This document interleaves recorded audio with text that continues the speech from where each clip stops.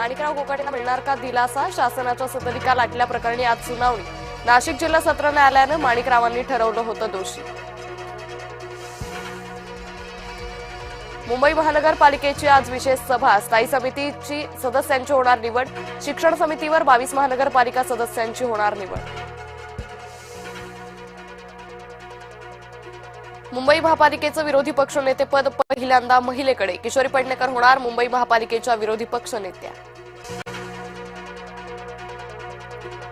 मंत्रालयातील मंत्री जिरवाळांच्या कार्यालयातील लाचखोरी प्रकरण. एसीबीकडून राजेंद्र ढेरंगेंच्या नाशिक रोड येथील घराची झाडाझडती.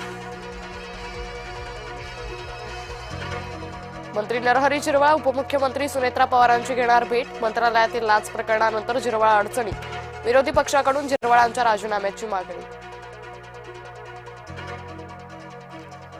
उपमुख्यमंत्री एकनाथ शिंदेंनी बोलावली एमएमआरडीएची बैठक. एमएमआरडीएचा वार्षिक अहवाल सादर केला जाणार. सुनेत्रा पवारांच्या प्रमुख उपस्थितीत राष्ट्रवादीची आज बैठक. देवगिरी शासकीय निवासस्थानी संध्याकाळी बैठकीचं आयोजन. नाशिक महापालिकेत होणार विशेष महासभा. महापौर करणार स्थायी समिती सदस्यांची नावं जाहीर. स्थायी समिती सदस्य निवडीनंतर होणार सभापती निवड. जे रुग्णालयातल्या निवासी डॉक्टरांचं उपोषण. विविध प्रलंबित मागण्यांसाठी आजपासून बेमुदत उपोषण. आंदोलनाच्या पहिल्या दिवशी सहभागी होणार 200 निवासी डॉक्टर. नागपूरच्या नेहरू नगरमध्ये 2 गटात हाणामारी. हाणामारीचा व्हिडिओ सोशल मीडियावर व्हायरल. 8 जणांविरुद्ध लकडगंज पोलीस ठाण्यात गुन्हा दाखल. मुंबई पुणे द्रुतगती महामार्ग वाहतूक कोंडी प्रकरण. एमएसआरडीसीला जाग स्थापन केली समिती. सार्वजनिक बांधकाम विभागाचे माजी सचिव सीपी जोशी समितीचे अध्यक्ष.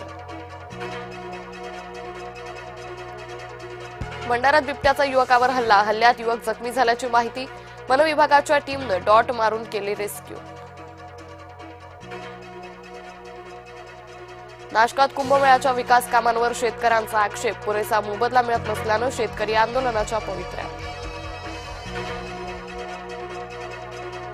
अमरावतीच्या कठोरा नाका परिसरात सोनं व्यापाऱ्याला लुटलं. 1 कोटी 10 लाखांचा मुद्देमाल चोरट्यांकडून जप्त. पुणे शाखेकडून 48 तासात 7 आरोपींना अटक.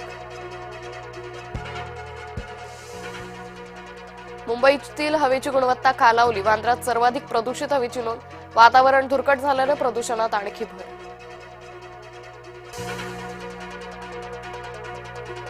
मध्य प्रदेशचे मुख्यमंत्री अपघातातून थोडक्यात बचावले. मोहन यादव यांच्या हेलिकॉप्टरचा हवेत तोल गेला. पायलटच्या प्रसंगावधानामुळे टळला अपघात.